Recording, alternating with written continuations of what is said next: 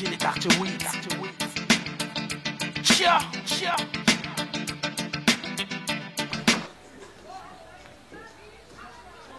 Yeah, this your boy Smokey 9278. Mwana bala. Na ba star na biso ba chéri ba star na fait ta communauté.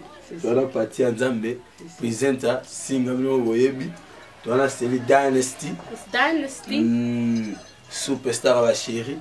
Tu as Hello Melo. Ah, that's how we do it. Le topo c'est normalement solo ya le 30 janvier. Ba chéri na. On peut se on peut le cabinet du besoin sentir ma beauté ma chérie.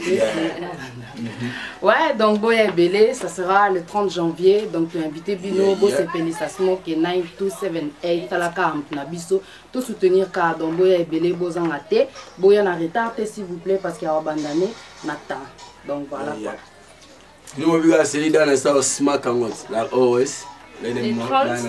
Everyone come and support on the 30th of January, Smokey 9278 show. Of course, me myself, Sely Dynasty, I'll be repping. So come early, don't come late, no black man timing, you know. And see you all there, bruh. Yeah. Hello Melo. Voilà tout le monde, alors venez le samedi 30 janvier 2016 supporter Smokey de 8h à 1h du matin. La soirée va être chaude. Yeah, bah ticket PC bimi déjà 5 livres en advance. Only 5 pounds. Y'a Bamba vraiment. Mais 10 livres à la porte. Somba ticket d'ailleurs. Somba. Dynasty, tu nous regardes. Nous partis en Zambie. Il y a un peu de la TV. Diamond T. En direct quoi. Là-bas, il y a un déjà. Niveau bachiré, on a dans le wana. Blague écoute tout. Mais minga le béaté, tout le monde le 30. Donc le 30 janvier, Smokey 9278. Yeah!